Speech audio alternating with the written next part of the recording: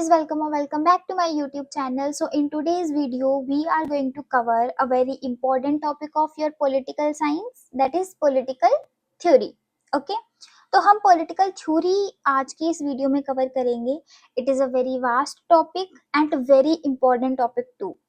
तो here you can see I have mentioned all the topics that we are going to cover in today's video.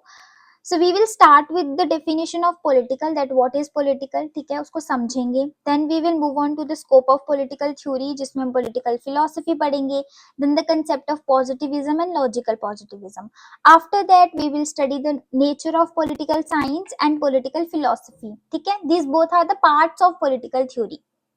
तो हम इनको separately cover करेंगे, दोनों को अलग अलग से समझेंगे अच्छे से.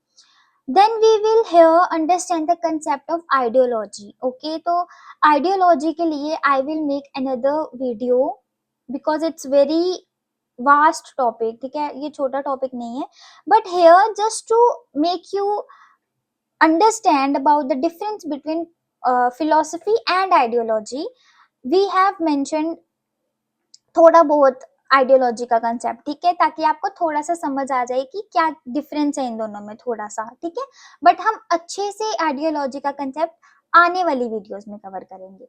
Then we will understand the significance of political theory. This is the easiest topic. Basically ये आपकी अंडरस्टैंडिंग पे डिपेंड करता है. अगर आपने ये पहले वाले टॉपिक्स अच्छे से समझ लिए, you will yourself conclude that what is the significance. ठीक है, but just to expand your thinking a little bit, I have mentioned few points here. ठीक है, तो you can add them.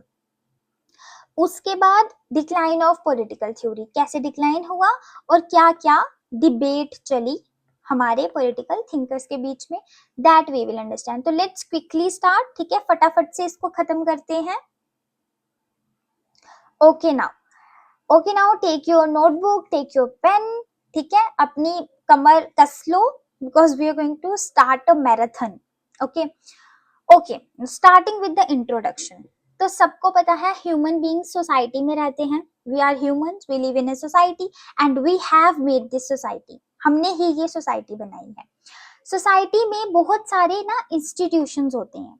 ठीक है, एज यू कैन सी, आप एक family में रहते हो, आप स्कूल में जाते हो. ठीक है, अगर आप किसी सत्संग वगैरह भी जाते हो तो आपको पता चलेगा कि ये सारी चीजें ही इंस्टीट्यूशंस हैं.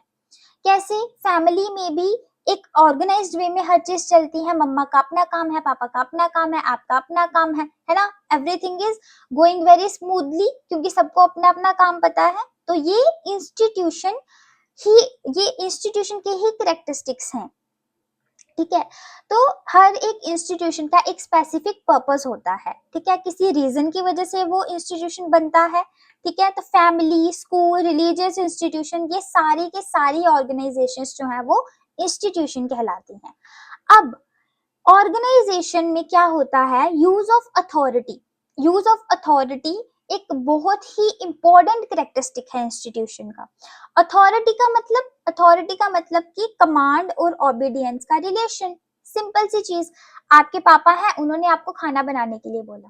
ठीक है, उन्होंने आपको कमांड की, आपने उसको ओबे किया, मतलब उनके पास ये अथॉरिटी है कि वो आपको खाना बनाने के लिए बोल सकते हैं. ठीक है, तो यहाँ से हमें समझ आ गया कि हाँ, आपके पापा को अथॉरिटी है जस्ट बिकॉज आपने उनकी कमांड को ओबे कर लिया. ठीक है, तो यहाँ से आपको पता चल गया कि अथॉरिटी का मतलब है कमांड और ओबीडियंस का रिलेशनशिप. और ये जो कमांड है ये रीजनेबल होने चाहिए, किसी वजह से वो कमांड मिलनी चाहिए, ऐसे ही नहीं अपने मजे के लिए किसी ने कुछ बोल दिया. तो कोई रीजन होना चाहिए वो कमांड देने का. So this is the basic definition of an institution. Now अब हम देखते हैं that what is political. Political क्या होता है? पॉलिटिकल में ये भी एक इंस्टीट्यूशन है. सिमिलरली जैसे हमने अभी ये बाकी फैमिली पढ़ा, स्कूल वगैरह का ये सब पढ़ा, ये ही इंस्टीट्यूशन पॉलिटिकल में भी होते हैं. सेम कैरेक्टरिस्टिक्स है, सब कुछ सेम है, बस एक छोटा सा डिफरेंस है. क्या डिफरेंस है? कि ये होल कम्युनिटी के लिए होते हैं, ये पूरी कम्युनिटी के लिए होते हैं. एक फैमिली है, वो एक फैमिली ही इंस्टीट्यूशन चलाएगी. वहां पे एक पापा होंगे, मम्मा होगी, वो उनका चल रहा है. लेकिन जब ये पूरी की पूरी कंट्री की बात आ जाती है, सभी के सभी लोगों की बात आ जाती है, जिसमें सभी के लिए सेम रूल्स, सब सेम डिसीजंस आ रहे हैं, उसको हम पॉलिटिकल बोलते हैं। ठीक है, जैसे हमारी कंट्री में कोई लॉ निकला, कोई लॉ बनाया हमारी पार्लियामेंट ने या गवर्नमेंट ने, वो हम सबको फॉलो करना है ना, तो वो हम बोलेंगे कि वो लॉ जो है वो पब्लिक है। ठीक है, आई will give you an example. मान लो आप पार्क में जाते हो, ठीक है, तो पार्क में कोई भी इंसान जा सकता है। ठीक है, वहां पर जरूर, वहां पर ये तो नहीं है ना कि एक पर्टिकुलर इंसान ने बनाया है तो आप वहां पर वो ही उसी की फैमिली के लोग जाएंगे, नहीं, पार्क पब्लिक है तो वहां पर कोई भी इंसान जा सकता है। या रोड है, रोड पे आप गाड़ियां चलाते हो, कोई भी इंसान चला सकता है, तो ये चीजें पब्लिक है। उसी तरीके से पॉलिटिकल भी पब्लिक इन नेचर है, मतलब कि वो सबके लिए है, उसका फायदा सबको है, उसका नुकसान सबको है। ठीक है, वो सभी के लिए बनती है, सभी पूरी पूरी कम्युनिटी के लिए, पूरी पब्लिक कम्युनिटी के लिए वो बनती है। तो आई थिंक आपको समझ आ गया होगा that what is political. Political is anything that is public in nature. ठीक है, इतनी सिंपल सी चीज है। ठीक है, तो यहाँ पे डेफिनेशन है, denotes an organisation where rules are made and decisions are taken for the whole community. ठीक है, समझ आ गया। उसके बाद authority exercised on each member of the community. ठीक है, अथॉरिटी जो है वो एक्सरसाइज होती है सारी कम्युनिटी के सभी मेंबर्स के ऊपर, किसी पर भी वो अथॉरिटी एक्सरसाइज हो सकती है। ठीक है, समझ आ गई। देन उसके बाद यहाँ पर पॉलिटिकल पॉलिटी, इनका क्या मतलब होता है, जो मैंने अभी बोला, anything that is public in nature. Okay, so you have to remember this word public, कि इंस्टीट्यूशन है, अथॉरिटी हो रही, अथॉरिटी उन पे गवर्न की जा रही है, कमांड्स हैं, ओबीडियंस है, हर चीज है नॉर्मल इंस्टीट्यूशन की तरह। ठीक है, नॉर्मल इंस्टीट्यूशन में जैसा होता है वैसा ही है, बस डिफरेंस क्या है कि ये पब्लिक है। देन उसके बाद स्केल्डन एस वॉलिन, ठीक है, ये एक हमारे फिलोसोफर हैं, इनकी बुक है पॉलिटिक्स एंड विजन, जो पब्लिश हुई थी 1960 में। ठीक है, इस बुक में वो करेक्टरिस्टिक्स बताते हैं कि पॉलिटिकल होने के क्या क्या करेक्टरिस्टिक्स हैं, आपको कैसे पता चलेगा कि ये चीज पॉलिटिकल है। तो वो क्या कहते हैं, of all the authoritative institutions in society, political arrangement has been singled out. ठीक है, सारे के सारे इंस्टीट्यूशंस तो बहुत सारे हैं सोसाइटी में, हमने अभी पढ़ा, लेकिन जो पॉलिटिकल इंस्टीट्यूशन है वो सिंगल्ड आउट क्यों है, मतलब कि वो स्पेशल क्यों है, जस्ट बिकॉज वो कॉमन है, वो सबके लिए कॉमन है। ठीक है, वहां पर जो रूल बनेगा, वहां पर जो अथॉरिटी होगी वो सबके लिए कॉमन होगी। तो ये एक जो है वो डिफरेंस आ जाता है पॉलिटिकल इंस्टीट्यूशन में। क्लियर है ये चीज, ये भी वही चीज बोल रहे हैं जो हम पढ़ के आए, बस आपने और उसका नाम याद रखना है थिंकर का जिसने ये चीज बोली है। बात तो उन्होंने यही चीज बोली है कि बाकी इंस्टीट्यूशंस भी हैं, लेकिन पॉलिटिकल इंस्टीट्यूशन में क्या डिफरेंस है कि वो कॉमन है सबके लिए। ठीक है, सिंपल। देन आ जाते हैं हम स्टेट पे। Now what is state? State is basically एक ऐसा ऑर्गेनाइजेशन या हम इंस्टीट्यूशन, हम किसको स्टेट बोलते हैं, you can define state by it's 4 characteristics. तो क्या है वो 4 कैरेक्टरिस्टिक्स? सबसे पहले वहां पर एक टेरिटरी होनी चाहिए, पॉपुलेशन होनी चाहिए, गवर्नमेंट होनी चाहिए और गवर्नमेंट के पास सॉवरेनिटी होनी चाहिए। ठीक है, अगर ये चारों चीजें फुलफिल हो रही हैं, you can say it is a state, है ना। वहां पर मान लो इंडिया, इंडिया का अगर हमने देखना है, इंडिया के पास टेरिटरी है, बाउंड्रीज है इंडिया की, पता है ये मैप है इंडिया का। ठीक है। देन उसके बाद वहां पर लोग रहते हैं, पॉपुलेशन है, जी है। उसके बाद वहां पर गवर्नमेंट है, हाँ हमारी गवर्नमेंट बनती है। सॉवरेनिटी है गवर्नमेंट के पास, या फिर बाहर का कोई उसके ऊपर इन्फ्लुएंस कर रहा है, नहीं, वो खुद के रूल्स, अपने डिसीजंस खुद लेती है हमारी गवर्नमेंट, तो हम बोल सकते हैं वो सॉवरेन भी है। तो we can say that India is a state. ठीक है, तो अब ये स्टेट जो है वो बहुत बहुत ही असेंशियल कंपोनेंट है पॉलिटी का। क्यों है असेंशियल कंपोनेंट? क्योंकि पॉलिटी के लिए हमें अथॉरिटी चाहिए, अथॉरिटी देनी है ना, कमांड करने के लिए कोई होना चाहिए, ओबे करने के लिए। अगर पॉपुलेशन ही नहीं है तो ओबे कौन करेगा? ठीक है, अगर गवर्नमेंट ही नहीं है, अथॉरिटी किसके पास जाएगी? तो ये सारे फंक्शंस करने के लिए हमें ये सारे के सारे कैरेक्टरिस्टिक्स भी चाहिए ना, हमें टेरिटरी भी चाहिए, ये टेरिटरी के अंदर के लोगों पे ही अथॉरिटी एक्सरसाइज होगी। तो ये सारी चीजें इसीलिए इंपॉर्टेंट है क्योंकि पॉलिटी के जो कैरेक्टरिस्टिक्स हैं उनको फुलफिल एक स्टेट ही कर सकती है। अगर एक स्टेट की कैरेक्टरिस्टिक्स आएंगे, अगर एक स्टेट के कैरेक्टरिस्टिक्स हैं तो ही हम उसमें पॉलिटी एक्सरसाइज कर सकते हैं, तो ही उसमें पॉलिटिक्स हो सकती है, ठीक है, इसीलिए वो इंपॉर्टेंट है। अब एरिस्टोटल जो फादर ऑफ पॉलिटिकल साइंस भी है, वो क्या कहते हैं, ओनली अ बीस्ट और angel can live without a state. वो क्या कहते हैं कि एक या तो कोई बड़ा ही फरिश्ता होगा या फिर कोई डेविल होगा जो स्टेट के बिना रह सकता है। और उन्होंने मैन को क्या बोला है, man is a political animal और सोशल एनिमल, ठीक है। तो मैन क्या बोला उन्होंने, एनिमल ही है बट उसके साथ पॉलिटिकल लग गया है कि वो सोशल है, उसको सोसाइटी में रहना है, या फिर उसको पॉलिटिकल, उसको एक अथॉरिटी, वो एक कम्युनिटी का पार्ट है ना, उसको एक अथॉरिटी पे चलना है, एक रूल्स फॉलो करने हैं। तो वो चीजें उसको बाकी की जो एनिमल्स से अलग बनाती है, ठीक है। तो यहाँ से आपको पता चल गया कि स्टेट कितनी इंपॉर्टेंट है, उसकी इंपॉर्टेंस पता चल गई। अब हम देखते हैं पॉलिटी, पॉलिटिकल और पॉलिटिक्स, ये वर्ड्स कहाँ से आए, इनका क्या मतलब होता है। तो सिंपल सी चीज है, ये वर्ड्स आए हैं पॉलिस से। Now what is this polis? Polis basically Greek में सिटी स्टेट्स थे, ठीक है, यहाँ पर समझो, ग्रीक में सिटी स्टेट्स थे। अब ये सिटी स्टेट्स क्या थे, सिटी स्टेट्स ना, एक मान लो पूरी की पूरी कंट्री है ग्रीस, अब उसमें नेचुरल बैरियर्स हैं, वहां पर माउंटेन्स हैं, रिवर्स हैं, कोई घना जंगल हो सकता है, जिसकी वजह से जो उसका एरिया था वो डिवाइड हो गया छोटी छोटी कम्युनिटीज में। अब वो जो छोटी छोटी कम्युनिटीज बनी ना, अब वो लोग आपस में इंटरेक्ट करते थे, दूसरे लोगों के साथ इंटरेक्ट नहीं कर पाए, और वो जो आपस में इंटरेक्ट करते थे उन लोगों ने अपने रूल्स और अपनी अपनी अथॉरिटीज, अपने रूल्स, अपने इंस्टीट्यूशन सेटअप कर लिए, ठीक है। तो वो वहां से पॉलिटिकल का कंसेप्ट निकल कर आया, क्योंकि उन्होंने अपने वो लोगों को, लोगों का जो कम्युनिटी का ग्रुप था उसको चलाने के लिए जो मेथड अपनाए, उस चीज को पॉलिटिकल बोला गया। तो ये पॉलिटिकल का कंसेप्ट वहीं से निकल कर आया, वहीं से स्टार्ट हुआ बेसिकली पॉलिटिकल का जो कहते हैं ना कि वेरी बिगिनिंग, वहां से उसकी बिगिनिंग हुई, देन उसकी वहां से एवोल्यूशन होना स्टार्ट हुई। तो उसको रिगार्ड किया जाता है as the very basis of political, okay. तो यहाँ पर you can see small communities जो सेपरेट हो गई थी नेचुरल बैरियर्स की वजह से, ठीक है। अब ये कॉम्पैक्ट थी, ठीक है, कॉम्पैक्ट थी, एक दूसरे पे डिपेंडेंट भी थी, जिसकी वजह से इनको सोशल, इनकी एक अलग ही कल्चर इनका निकल के आया, अलग ही सोशल लाइफ इनकी बन गई, okay. Then institutions and activities इन्होंने करना स्टार्ट कर दी, ओके।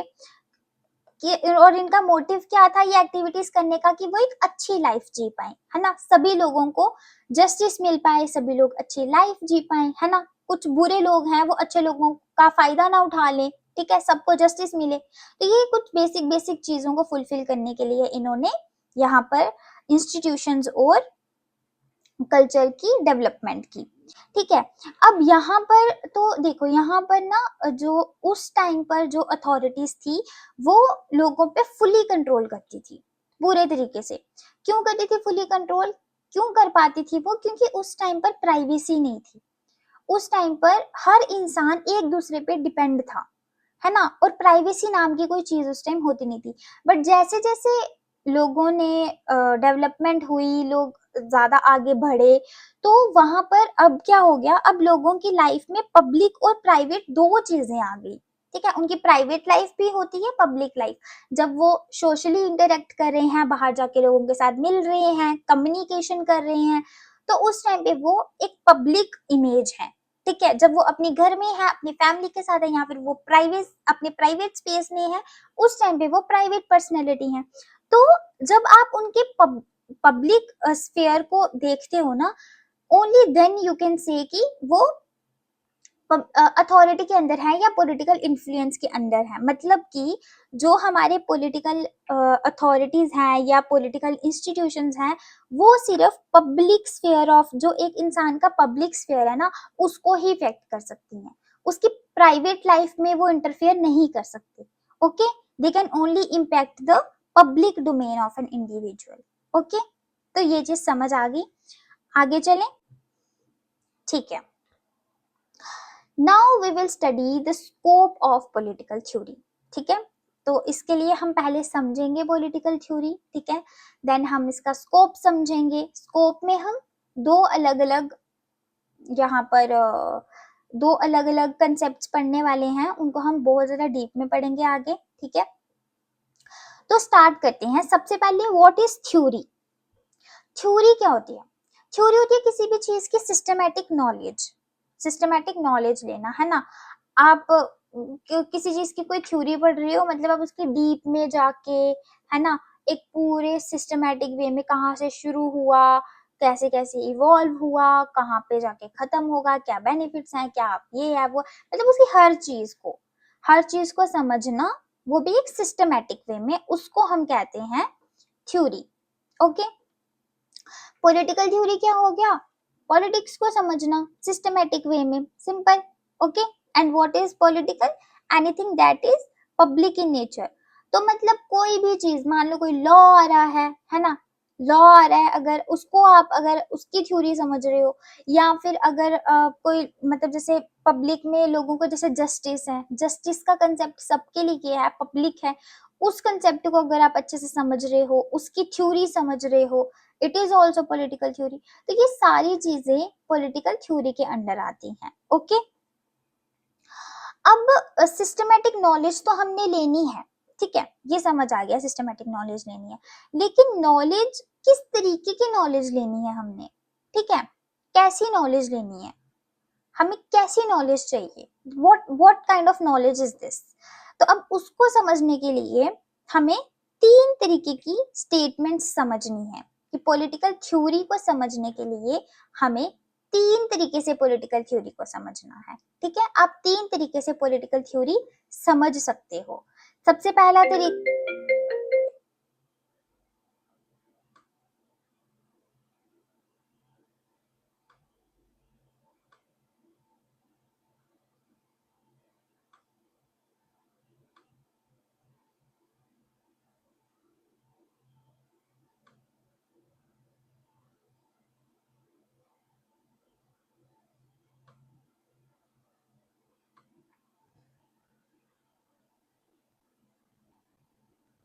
तो सबसे पहला तरीका होता है एम्पेरिकल स्टडी। एम्पेरिकल स्टडी में क्या होता है, जो कि ऑब्जर्वेशन पे बेस्ड होता है, मतलब आपके सामने कुछ हो रहा है, आपने उसको देखा, अपनी सेंसेस का यूज किया, अपनी आंखों का यूज किया, अपने दिमाग का यूज किया, अपनी सेंस का यूज किया, अच्छा ये क्या हो रहा है उसको समझा, बस खत्म, एक्सेप्ट कर लिया उस चीज को कि ठीक है। ठीक है, आपने साइट,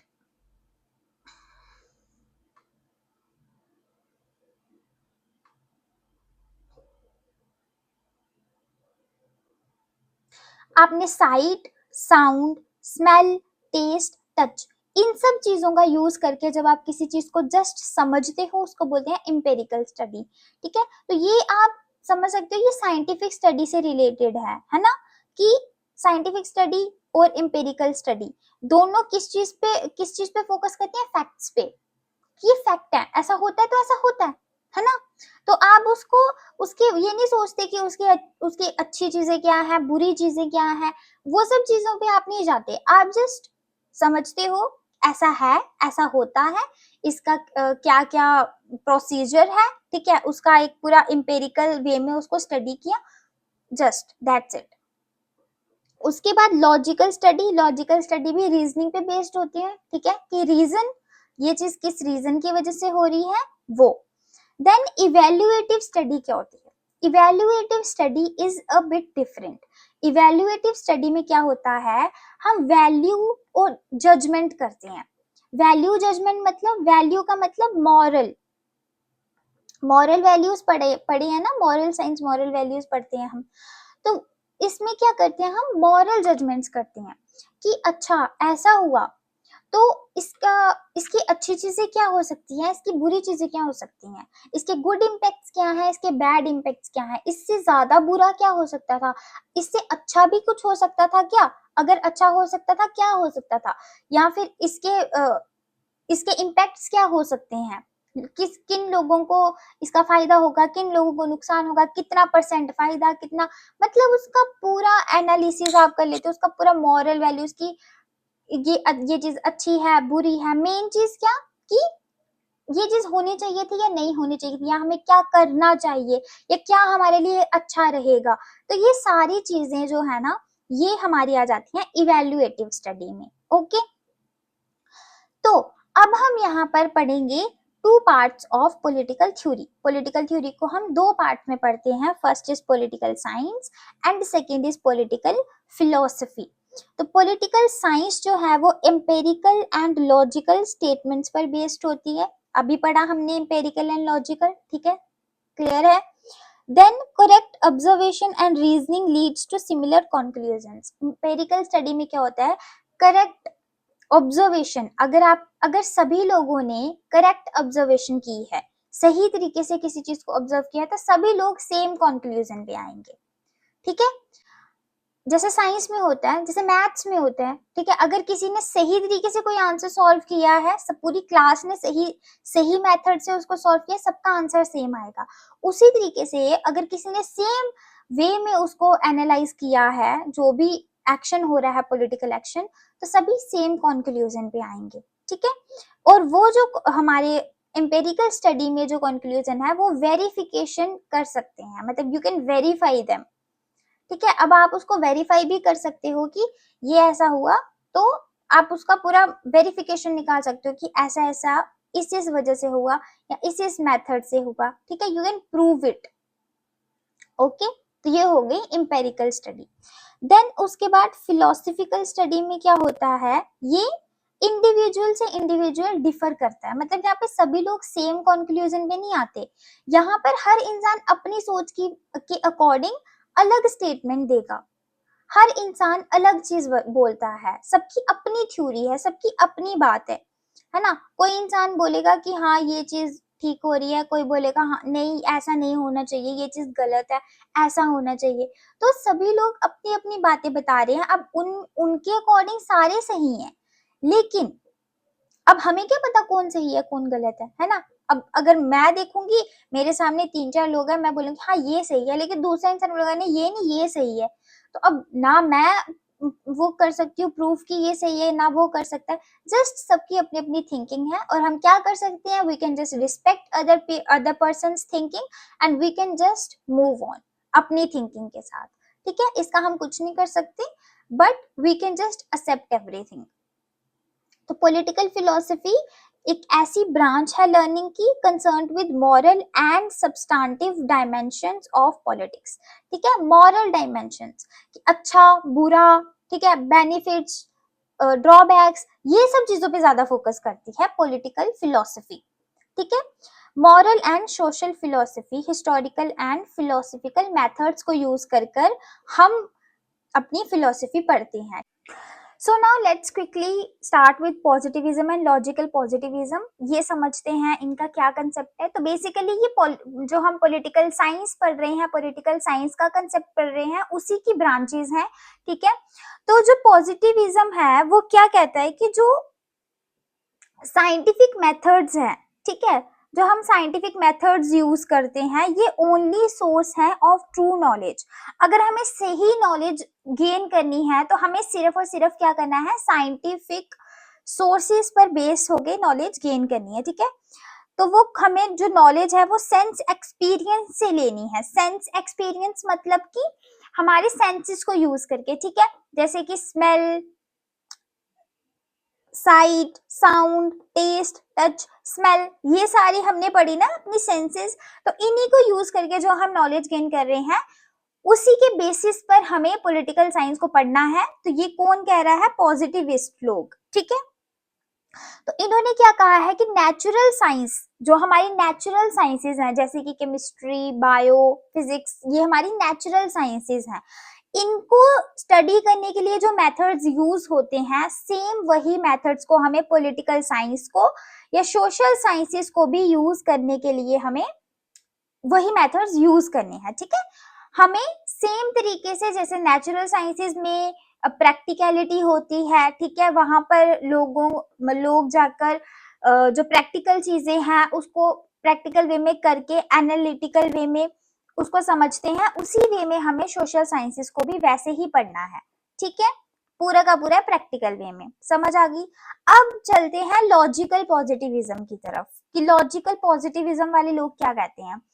तो logical positivism is basically A school of thought. School of thought मतलब कि ये एक दौर था, एक ऐसा टाइम पीरियड था जहां पर मैक्स वेबर और वेना साइकिल के लोग, वेना साइकिल बेसिकली एक ग्रुप ऑफ हमारे फिलोसोफर था जो कि मिलते थे आपस में, ठीक है। ये पॉलिटिकल साइंटिस्ट थे जो आपस में मिलते थे डिस्कशंस करने के लिए, ठीक है। तो इनको इनको नाम दिया गया वीना साइकिल। ओके, इसमें काफी सारे हमारे पॉलिटिकल साइंटिस्ट आते हैं। तो मैक्स वेबर के टाइम पर और ये वीना साइकिल जब चल रहा था उस टाइम पीरियड पे एक स्कूल ऑफ थॉट चला, मतलब एक सोच का दौर चला।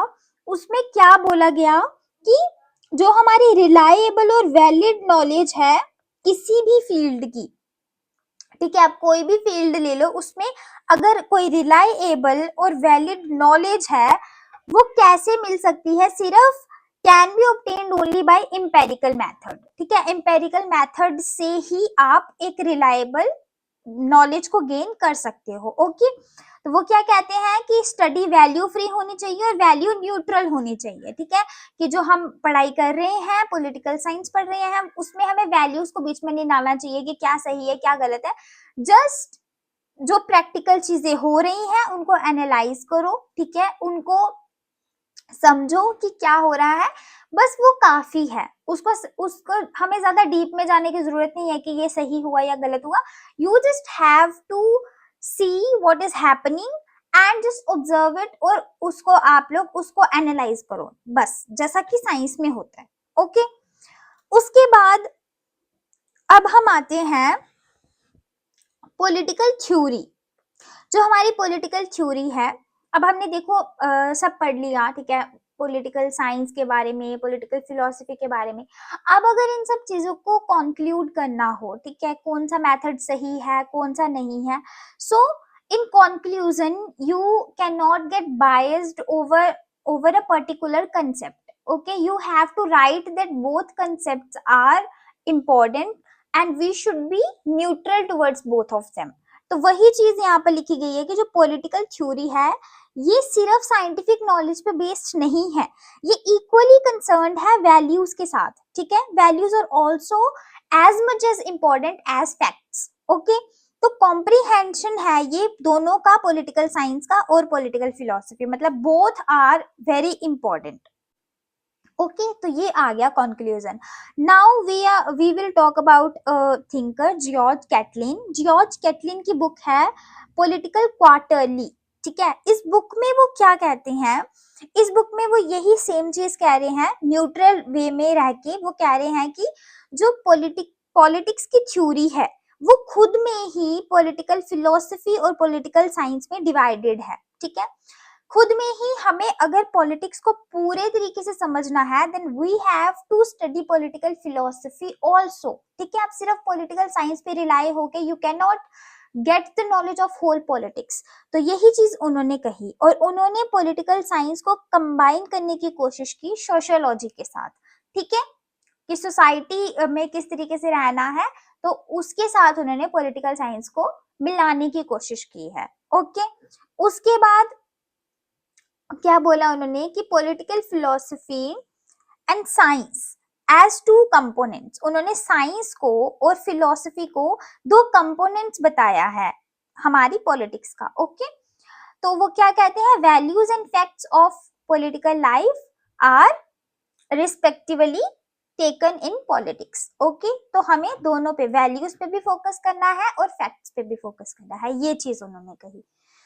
Okay, now Andrew hacker, he is another political thinker, इन्होंने भी वही सेम चीज बोली है, ठीक है, बस थोड़ा सा इनका वे डिफरेंट था। तो इन्होंने क्या बोला है, इनकी बुक है political theory, philosophy, ideology and science. इसमें वो क्या कहते हैं, दो मेजर कंपोनेंट्स बताते हैं हमारी पॉलिटिक्स के सेम वे में, ठीक है। जैसा हमने यहाँ पे पढ़ा जॉर्ज कैटलिन ने, वैसा ही इन्होंने भी कहा कि वो दोनों चीजों को मिला के चलती है पॉलिटिक्स, ठीक है। और उन्होंने क्या कहा कि हर पॉलिटिकल साइंटिस्ट, मान लो आप पॉलिटिकल साइंस, आप you are also political scientist because you are a student, है ना, आप पॉलिटिकल साइंस पढ़ रहे हो, तो जब आप अब पॉलिटिक्स पढ़ते हो, you play a double role. कोई भी इंसान जो पॉलिटिकल साइंस का फिलोसोफर है या फिर वो उसके साथ जुड़ा हुआ है, वो एक डबल रोल प्ले करेगा, one of scientist and another of philosopher. Okay, एक वो साइंटिस्ट बनेगा, एक वो फिलोसोफर बनेगा। जब वो पॉलिटिकल साइंस पढ़ रहा है, he has to act as a scientist, and when he is studying a philosophy, he has to act as a philosopher. Okay, तो वो डबल रोल प्ले करता है। ठीक है, यहाँ पे उन्होंने समझाया है रोल ऑफ साइंटिस्ट कैसे। साइंटिस्ट इंटरेस्टिंग किस में होता है? He is interesting in describing things, explaining things. Okay, realities क्या है ना, ऑफ पॉलिटिकल बिहेवियर।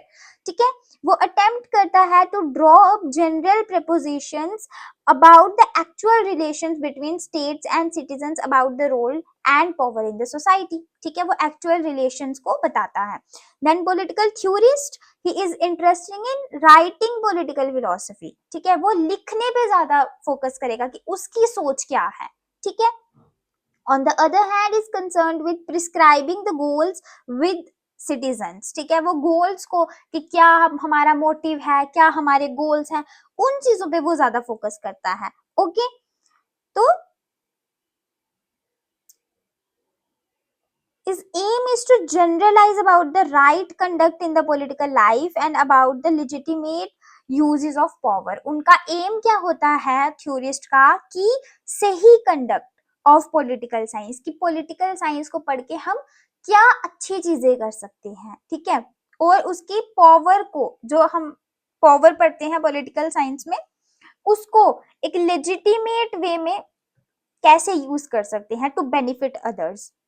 ठीक है, तो ये ना थोड़ा सा मतलब कौन सी वाली साइड हो गया, ट्रेडिशनल वाली साइड हो गया, कि आप कैसे कैसे अच्छी चीजें कर सकते हो।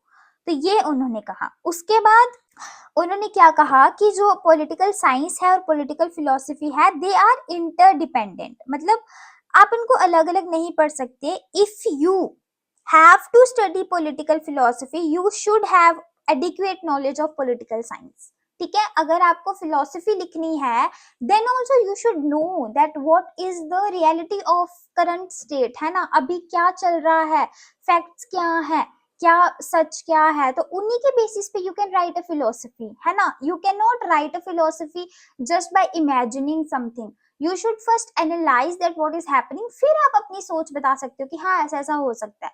But first you should be aware of everything that is going on. तो ये चीजें उन्होंने कही कि ये दोनों आपस में इंटरडिपेंडेंट है, इंटरलिंक्ड है, तो इसमें कोई डिबेट नहीं करनी चाहिए हमें। उसके बाद रॉबर्ट ढाल, ही इज अनदर फिलोसोफर। ये क्या कहते हैं, he has given a very good क्वेट।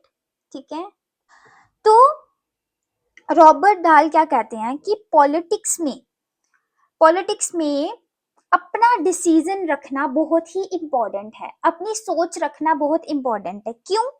क्योंकि उनकी एक बहुत ही अच्छी क्वेट है जिसके थ्रू उन्होंने ये चीज समझाई है। He says that in politics, refusing to decide, if you are refusing to decide something, for example, if you are refusing to vote someone, if you're not able to decide that which party is good and which is bad, or which you are in favor of which party, if you're not able to decide that, then automatically you will allow others to decide for you।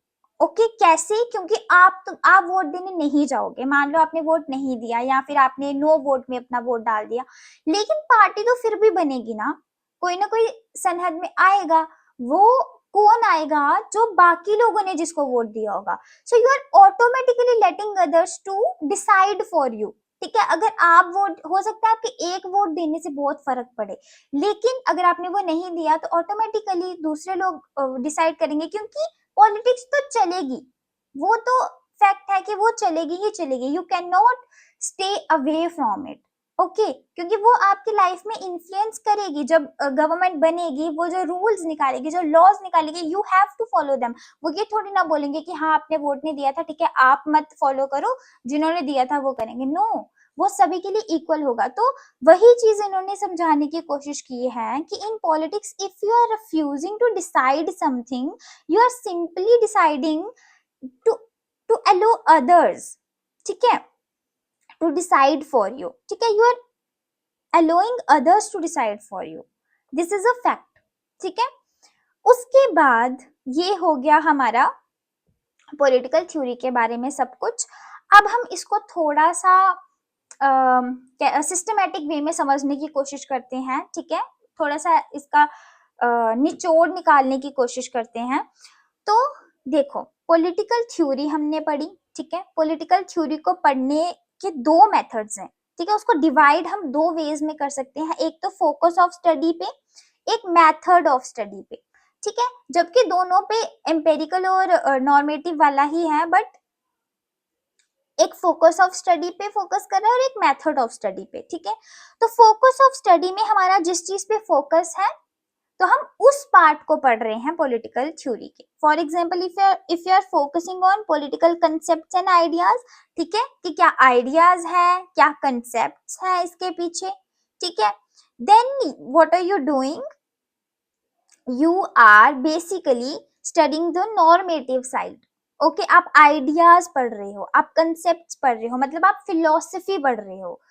And if you are studying political institutions and their behaviour, ठीक है, तो आप practical चीजों को पढ़ रहे हो, you are studying the science, political science वाला पार्ट।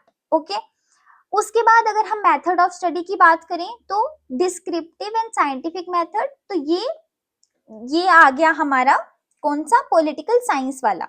उसके बाद नॉर्मेटिव फिलोसफिकल मेथड, ये हमारा कौन सा आ गया, पॉलिटिकल कंसेप्ट्स वाला। ठीक है, तो मेथड कौन सा है, यहाँ पर साइंटिफिक मेथड यूज कर रहे हैं और यहाँ पर कौन सा मेथड, फिलोसफिकल मेथड यूज कर रहे हैं। तो दो वेज में हम पॉलिटिकल थ्योरी को डिवाइड कर सकते हैं। ओके, तो ये डिस्क्रिप्टिव साइंटिफिक मेथड किस पे फोकस करता है, ऑब्जर्वेशन। ये किस पे फोकस कर रहा है हमारा, observation of facts through sense experience. Okay, अपने सेंसेस को यूज करके reliable knowledge of facts and give explanation of events. ठीक है, एक्सप्लेन करता है ये इवेंट्स को और फैक्ट्स के बारे में बताता है। ठीक है, उसके बाद नॉर्मेटिव फिलोसफिकल मेथड किस पे फोकस करता है, what we ought to do. ठीक है, क्या हमें करना चाहिए। उसके बाद reflection of values and ideas. ठीक है, judgement of good and evil, क्या सही है क्या गलत। व्हाट इज फिलोसफिकल, ठीक है, अगर हम डीप में जाएं कि फिलोसफी बेसिकली होती क्या है, so philosophy is basically construction of basic concepts. ठीक है, एक बेसिक कंसेप्ट्स को कंस्ट्रक्ट किया होता है which tries to solve the riddles of the universe and human society. जो ह्यूमन सोसाइटी में और जो यूनिवर्स में जो रिडल्स हैं, जो प्रॉब्लम्स हैं, ठीक है, for example there is problem of equality, problem of justice, problem of liberty, ये सब चीजें हमें ऐसे ही नहीं मिल जाती, you have to struggle for it, है ना। तो ये रिडल्स हैं, है ना। तो इन सब चीजों को ठीक करने के लिए या इनको एनालाइज करने के लिए हम फिलोसफी का यूज करते हैं। People give different different philosophies about different different concepts. ठीक है, तो ये चीज होती है।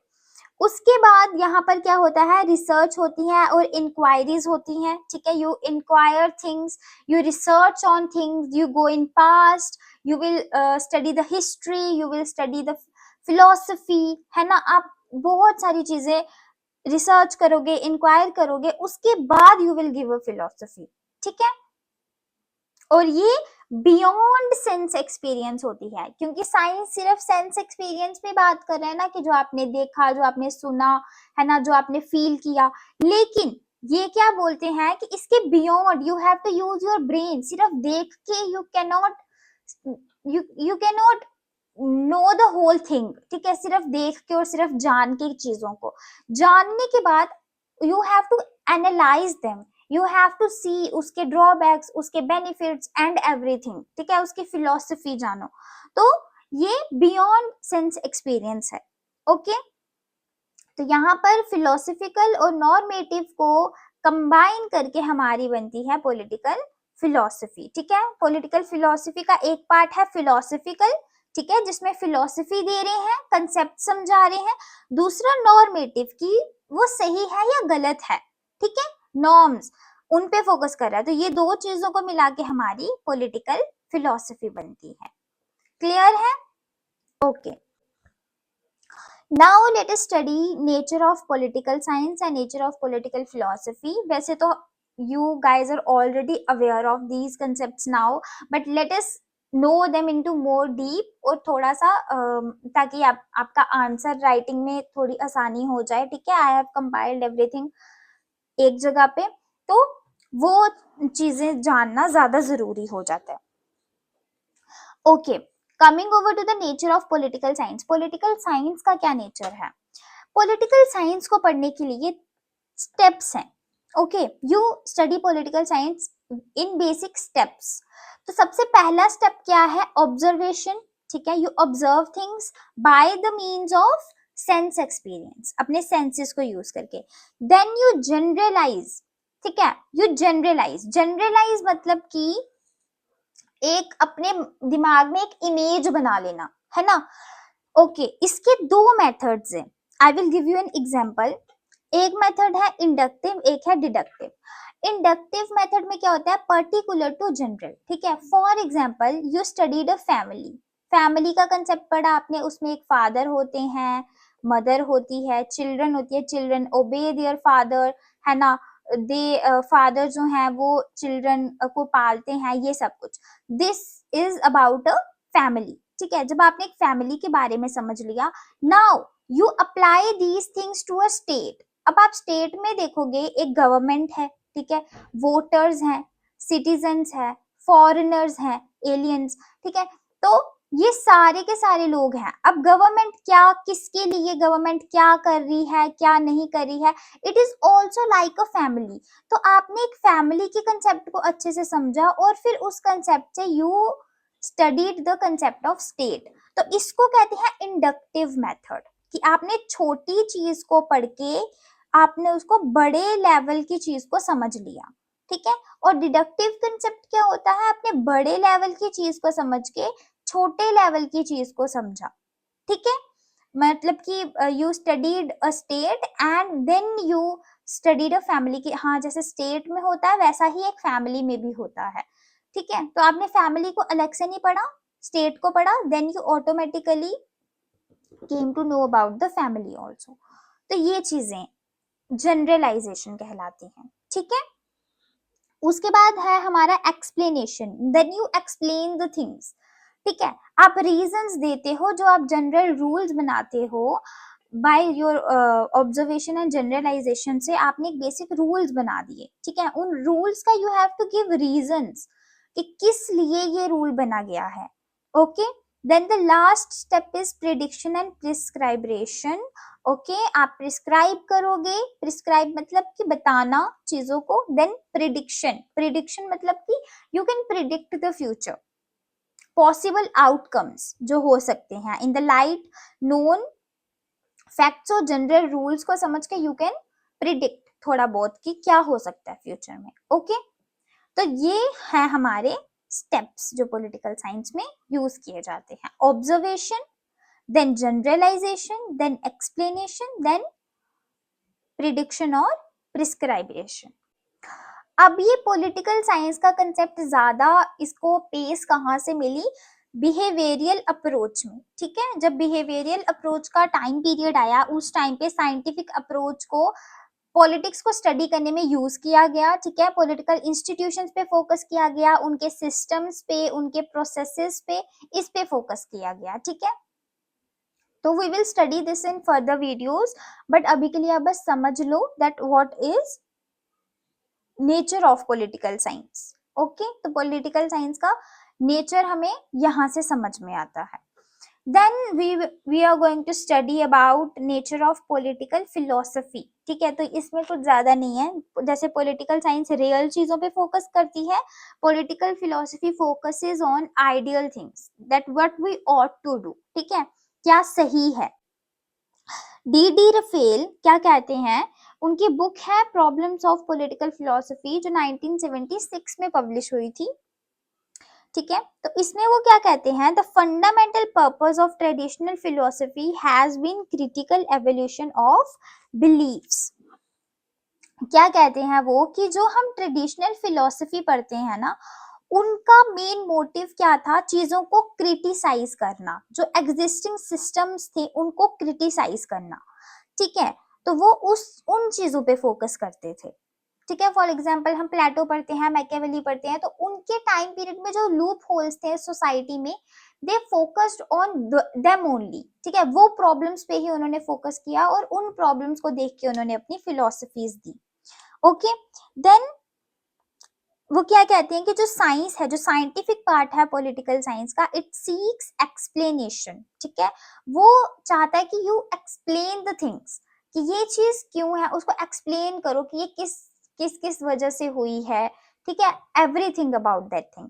And philosophy seeks justification, philosophy में आपको चीजों को जस्टिफाई करना पड़ता है, ठीक है, ताकि दूसरे लोगों को विश्वास हो पाए आपकी चीजों पे, क्योंकि साइंस में तो you are seeing that thing ना, you are seeing it, and if you give proof तो लोग मान जाएंगे कि ठीक है आपने प्रूफ दे दिया और ये चीज सही है।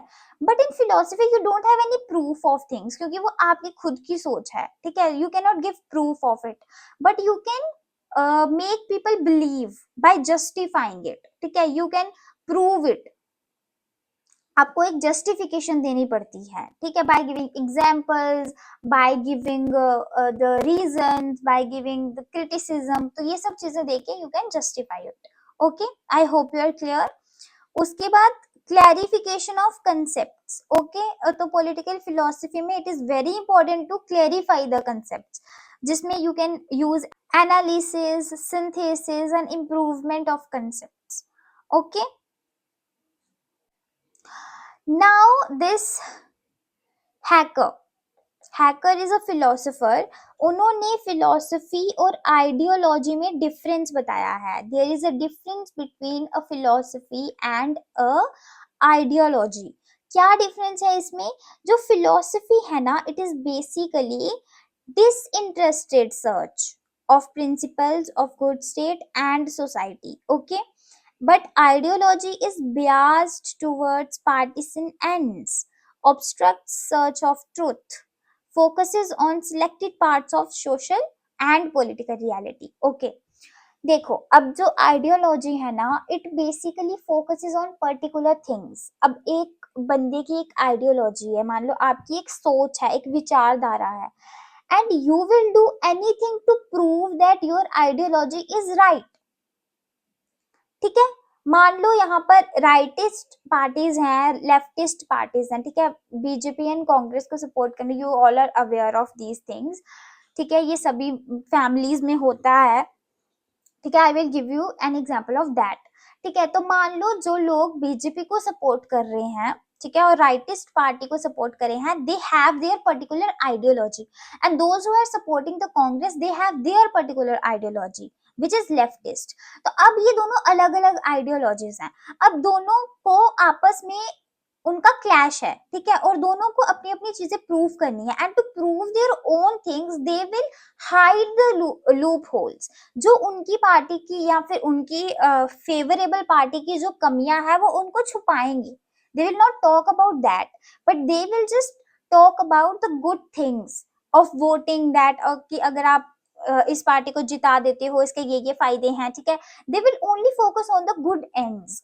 तो वही चीज है, एक आइडियोलॉजी में क्या होता है, इट इज बियास्ड, वो एक चीज पे उसका झुकाव होता है, ठीक है।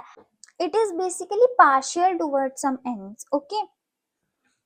उसके बाद इस वजह से क्या होता है, हम ट्रुथ नहीं जान पाते, ठीक है, क्योंकि पूरा सच नहीं बताएंगे ना, वो जस्ट अच्छी चीजें बताएंगे, है ना, अपनी आइडियोलॉजी को अच्छा बताने के लिए उसकी अच्छाइयां गिनाएंगे, and you will not get to know about the criticism, ठीक है। तो इस चीज की वजह से हम पूरा सच नहीं जान पाते हैं, ठीक है, and focus on selected parts of the social and political reality, वो बस वही चीजें, वही रियलिटीज आपको बताएंगे जो उनके फेवर में होंगी, तो वो सिर्फ सिलेक्टेड पार्ट्स पे ही फोकस करते हैं। Okay, this is an ideology. और फिलोसफी क्या होती है, फिलोसफी इज डिसइंटरेस्टेड, वो उसका कोई पर्टिकुलर इंटरेस्ट नहीं होता है किसी चीज को लेके, ठीक है। वो क्या करती है, एक अच्छी स्टेट और अच्छी सोसाइटी बनाने की कोशिश करती है, ठीक है। तो जिसके लिए वो बुरी चीजें अच्छी चीजें हर चीज को सामने लाएंगे, it will not gate partial towards particular things. ठीक है, so this is a difference between philosophy and ideology. Okay, तो ideology की definition अगर जाननी है तो it is a set of ideas and arguments used to defend an existing or proposed distribution of power in the society. जो एक distribution of power है society में, उसको defend करने के लिए, protect करने के लिए आप जो ideas और arguments का use करते हो उसको आइडियोलॉजी कहते हैं. सिंपल है ना? You are clear with it? Okay, let me know in the comment afterwards. उसके बाद सिग्निफिकेंस ऑफ पॉलिटिकल थ्योरी. अब इसका सिग्निफिकेंस क्या है? ठीक है, you guys are already aware कि ये किस लिए इंपॉर्टेंट है, क्या सिग्निफिकेंस है, बट फिर भी just to add up to your knowledge थोड़ा सा हम यहाँ पे जान लेते हैं. कंट्रोल ऑफ सोशल लाइफ, ठीक है, solve problems of social life. Okay, बहुत सारी प्रॉब्लम्स जैसे इक्वालिटी की प्रॉब्लम, जो रिडल्स हमने पढ़े हैं ना, रिडल्स है हमारी लाइफ में, उनको सॉल्व करने की कोशिश करती है पॉलिटिकल फिलोसफी. तो इससे क्या हो रहा है, हमारा सोशल लाइफ पर कंट्रोल है हमारी पॉलिटिकल थ्योरी का. उसके बाद सोशल क्रिटिसिज्म एंड रिकंस्ट्रक्शन. किस पे फोकस करता है वो? क्रिटिसिज्म पे फोकस करती है और रिकंस्ट्रक्शन पे भी फोकस करती है. Then clarification of concepts. हमारे कंसेप्ट्स क्लियर होते हैं. ठीक है, you when you study a philosophy about a particular concept you get into very deep, और वो डीप में पढ़ने के बाद you get the clarification. Okay, उसके बाद एनकरेजमेंट ऑफ म्यूचुअल रिस्पेक्ट. ठीक है, जो म्यूचुअल रिस्पेक्ट है वो एनकरेज करते हैं, और टॉलरेशन को. ठीक है, जब आप कोई पॉलिटिकल फिलोसफी पढ़ते हो, एक फिलोसोफर कुछ कहता है, दूसरा कुछ कहता है, तीसरा कुछ कहता है, but they do not get into debate, है ना, they only share their view points, जिसकी वजह से हमें टॉलरेशन और रिस्पेक्ट की आइडियोलॉजी जगती है कि हाँ, हमें चीजों को टॉलरेट करना है, दूसरों की आइडियोलॉजीज को रिस्पेक्ट करना है.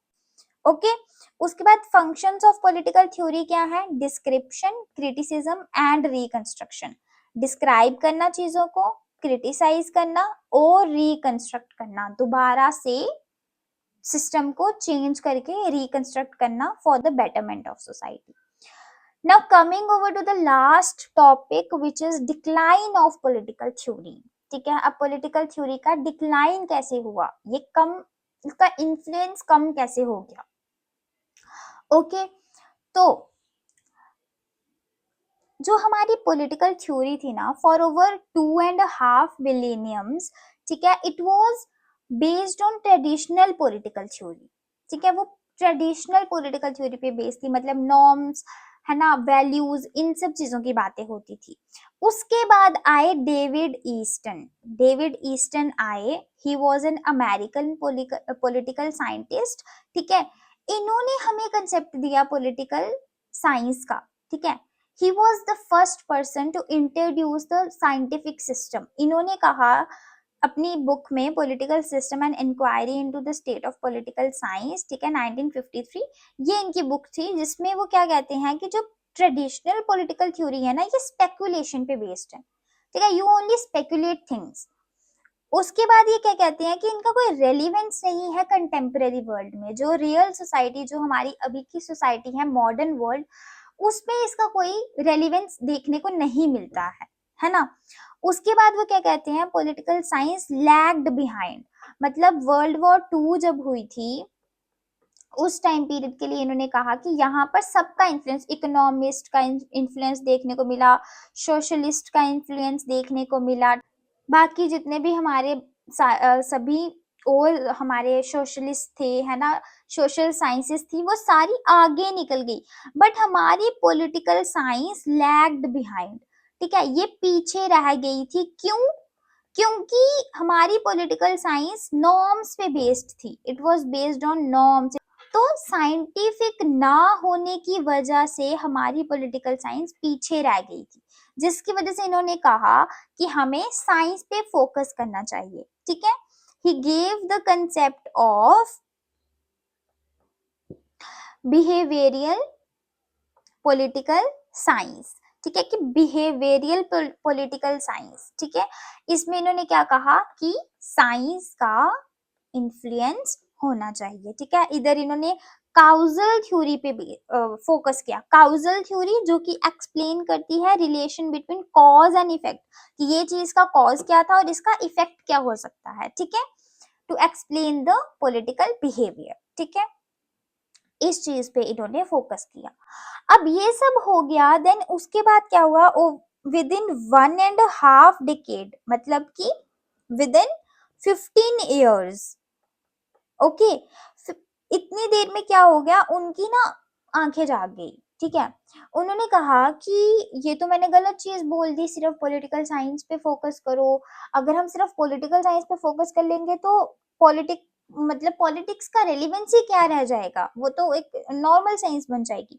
So what he said, he gave another concept of political behaviourism, post behaviourism. ठीक है, जिसमें इन्होंने बिहेवियरल अप्रोच को रखा, यहाँ पर बिहेवियरल नहीं हटाया। ठीक है, लेकिन पोस्ट आ गया, मतलब इस बिहेवियरल के बाद वाला। इसमें इन्होंने क्या कहा कि जो हम प्योर साइंस पे फोकस कर रहे थे उसको अब अप्लाइड साइंस पे फोकस करो। प्योर साइंस मतलब कि बिल्कुल जैसे नेचुरल साइंसेस में होता है ना, नेचुरल साइंसेस में जैसे केमिस्ट्री फिजिक्स में हम प्रैक्टिकल वे पर फोकस करते हैं सभी चीजों पे। अब इससे उन्होंने क्या कहा, अप्लाइड साइंस पे फोकस करो। अप्लाइड साइंस मतलब कि जितनी साइंस हमें चाहिए बस उतनी ही यूज करो, और साथ में नॉर्म्स और वैल्यूज इनको भी इंक्लूड करो। ठीक है, जितनी चाहिए उतनी ही, पूरी बिल्कुल प्योर साइंस यूज करने की जरूरत नहीं है। This is what he said. Okay, now ये हो गया डेविड ईस्टन के बारे में। अब हम देखते हैं कि डिक्लाइन के लिए लोगों ने क्या कहा है। एल्फ्रेड कोबान क्या कहते हैं, he says political theory lost its significance in capitalist as well as communist systems. ठीक है, कि दोनों में उन्होंने अपना सिग्निफिकेंस अब खो दिया है।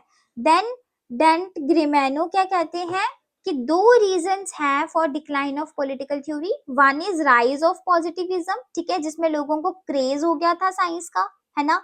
उसके बाद prevalence of political ideology culminating in Marxism. Marxism में पॉलिटिकल आइडियोलॉजी की प्रेवलेंस को कल्मिनेट कर दिया गया, ठीक है, हटा दिया गया। तो इन दो रीजंस की वजह से क्या हो गया, हमारा पॉलिटिकल थ्योरी का डिक्लाइन हमें देखने को मिलता है। Okay, so with this we are done with our topic, we are done with the political theory।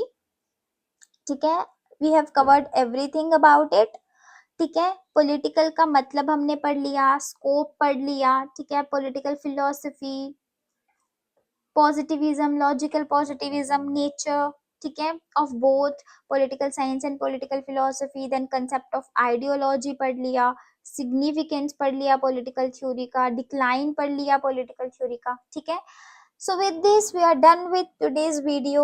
Thank you so much for watching this video, guys. I hope you like this video and I hope you are clear with the concepts.